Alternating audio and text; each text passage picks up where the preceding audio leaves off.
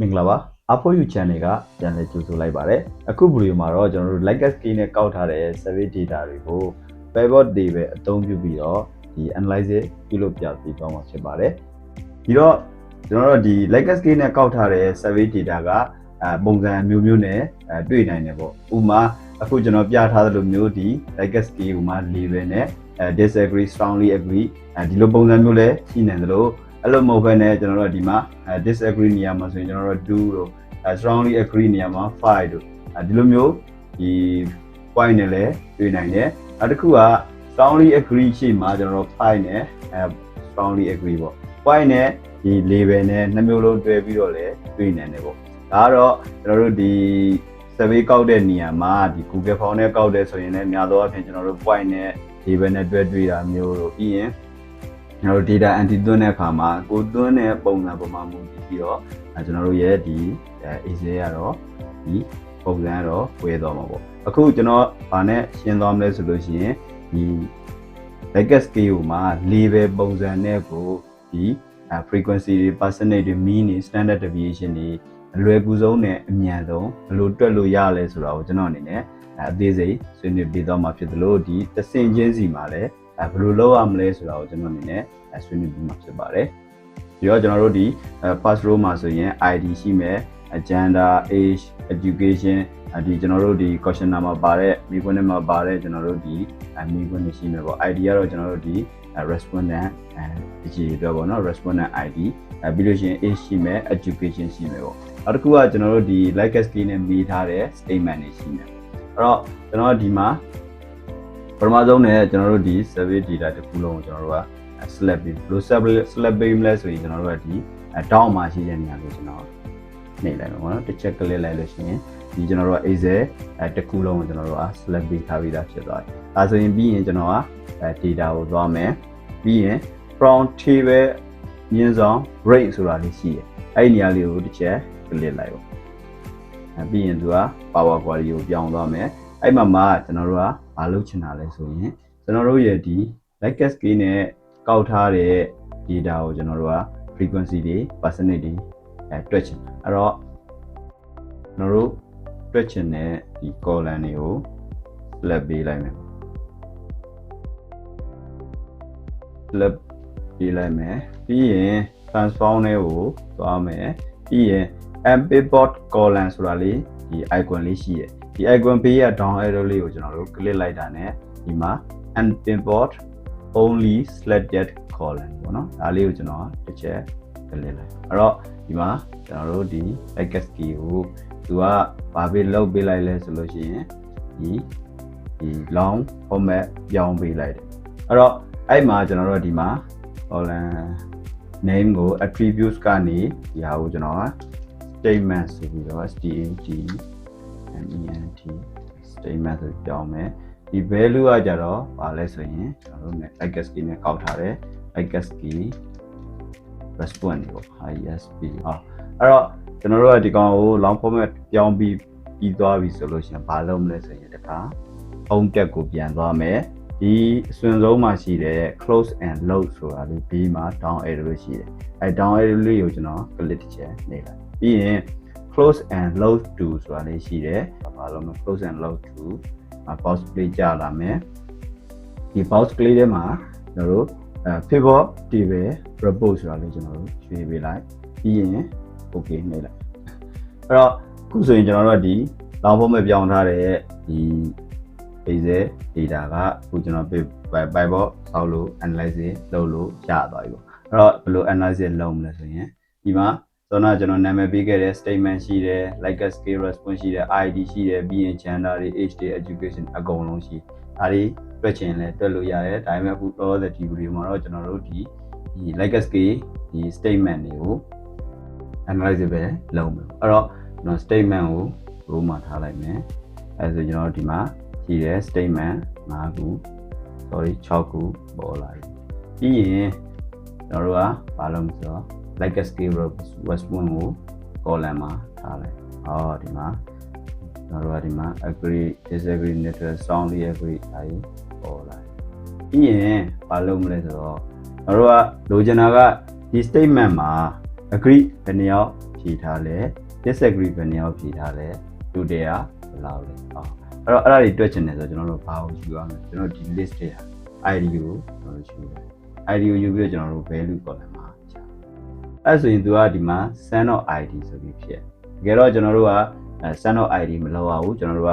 ဒီလူဘယ်နှယောက်ဖြေလဲဆိုတာကိုအရေးအတွက်ကိုပဲကျွန်တော်တို့သိချင်အဲ့တော့ကျွန်တော်တို့ကဒီမှာ down arrow လေးကိုတစ်ချက်ကလေးပြီးရင် value fee setting ဆိုတာရှိvalue fee setting တွေကိုဝင်လိုက်မှဆိုရင်ကျွန်တော်တို့ဒီမှာ send count average maximum minimum product ဘောင်းစုံလုပ်လို့ရတယ်ပေါ့နော်ဒီနေရာမှာတော့ကျွန်တော်က count ကိုရွေးလိုက်အဲ့ဒါဆိုလို့ရှိရင်ဒီမှာ agree ကို85ယောက်ဖြည့်တယ် disagree ကို10ယောက်ဖြည့်တယ် neutral က22ယောက်ဖြည့်တယ်ပြီးရင်ကျွန်တော်တို့ဒီတူတွေကကျွန်တော်တို့ response က150ရှိအဲ့တော့ကျွန်တော်တို့မိခွန်းထဲမှာပါတာက strongly disagree neutral agree strongly agree အဲ့တော့ကျွန်တော်တို့ကဒီမိခွန်းထဲမှာမေးထားတဲ့အတိုင်းကျွန်တော်တို့ဒီသီးစစ်ထဲမှာထည့်ရမယ့်ပုံစံအတိုင်းပေါ့အဲ့ဒါကိုကျွန်တော်တို့ကကြောင်းကျင်တယ်ဆိုလို့ရှိရင်ဒီမှာ dress ဆွဲပြီးတော့အလွယ်တကူပြောင်းလို့ရတယ်ကျွန်တော်တို့ strongly agree က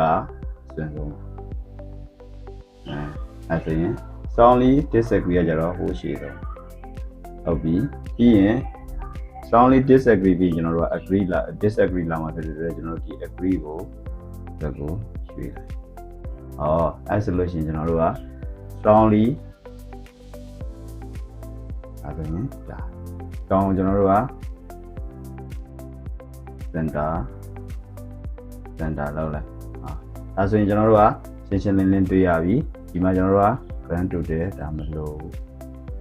ဒါကြောင့် hide ထားလိုက်အဲ့တော့ကျွန်တော်တို့လိုချင်တဲ့ဒီမှာဒါဆိုရင်ကျွန်တော်ပထမတစ်ဆင့် frequency တွက်ပြီးသွားပြီပေါ့နော်ဒီ percentage ပြောင်းတာလဲကျွန်တော်တို့ဒီပြောင်းခြင်းတဲ့ data အားလုံးကို select ပေးလိုက်ပြီးရင် right click နှိပ်လိုက်ဒီမှာ show as value ဆိုတာရှိတယ် show as value မှာကျွန်တော်တို့က percent of total ကိုကျွန်တော်တို့ရွှေ့လိုက်ဒီမှာဆိုရင်ကျွန်တော်က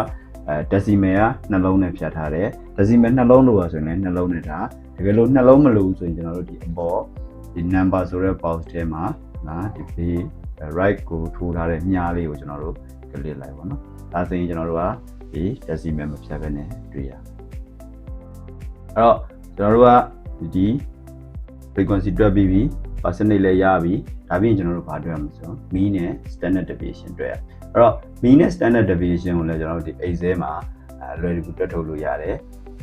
အဲ့တော့ကျွန်တော်အနေနဲ့ဘယ်လိုတွက်မလဲဆိုတာဆက်ကြည့်လိုက်အဲ့တော့ mean တွက်မယ်ဆိုတော့ကျွန်တော်တို့ဒီကောင်တွေရဲ့ scale level တွေလိုအပ်လာအဲ့တော့ကျွန်တော်တို့သတ်မှတ်ခဲ့တာကဘယ်လိုသတ်မှတ်ခဲ့လဲဆိုလို့ရှိရင်1 2 3 4 5အဲ့တော့ strongly disagree to strongly agree ပေါ့နော် this special value အဲ့တော့မှာကျွန်တော်တို့သတ်မှတ်ထားတဲ့ကောက်တွေရတယ်အဲ့တော့ဒီမှာကျွန်တော်က mean တွက်မယ် mean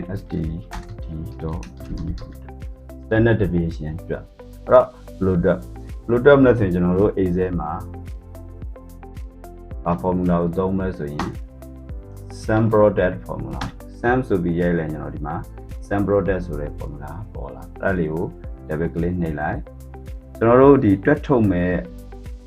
range ကို select ပေးလိုက်ပေါ့နော်အဲ့တော့ strongly disagree to အဲ့မှာ B3 to F3 ဒီမှာလည်းကြည့်လို့ရတယ်ပြီးရင်ကျွန်တော်က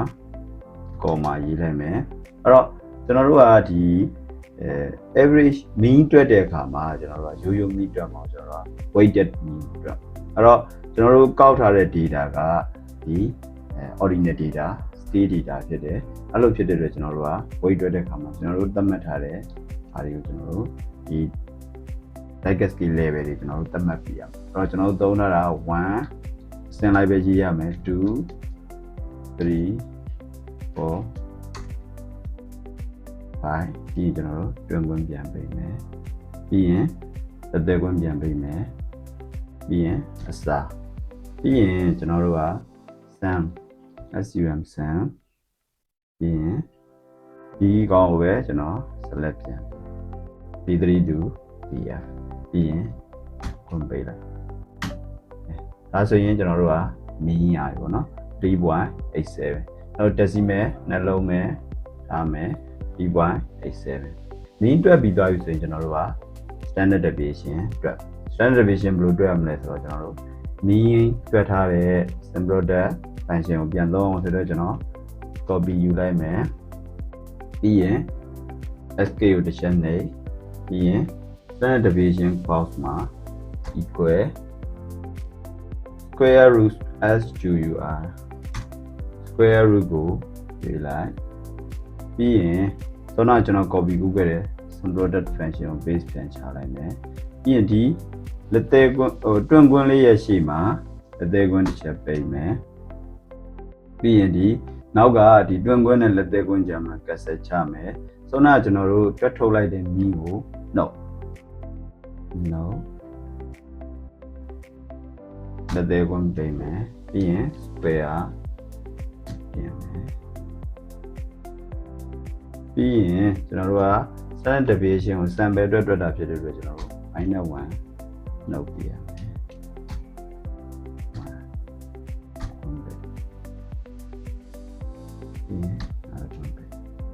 တော့ enter ကျွန်တော်တို့ standard deviation က 0.97 အဲ့တော့ကျွန်တော်တို့ဒီ first statement အတွက် frequency ရပြီဆိုတော့ကျွန်တော်တို့ percentage တွက်ပြီးပြီ mean ရပြီ standard deviation ရအဲ့တော့အောက်က statement တွေအတွက်ကျွန်တော်တို့ဒါလေးနှစ်ခုကို select ပေးလိုက်ဒီအောက်ကဒီ4000နေရာလေးမှာဒီအပေါင်းလေးပေါ်လာတဲ့အထိပြင်ပြီးတော့အောက်ကိုဆွဲချလိုက်တာ ਨੇ ကျွန်တော်တို့က mean standard deviation ကိုတွက်ထုတ်ပြီးသားဖြစ်သွားပြီပေါ့နော်ဒါကတော့ကျွန်တော်တို့ဒီ Likert scale survey data ကိုpivot data ကို table ကိုအသုံးပြုပြီးတော့မှကျွန်တော်တို့ frequency percentage mean standard deviation ကိုအလွယ်ကူဆုံးနဲ့အမြန်ဆုံးဘယ်လိုတွက်ချက်လို့ရလဲဆိုတော့ကျွန်တော်အနေနဲ့ဒီ sharing လုပ်ပြီးသွားတာဖြစ်ပါတယ်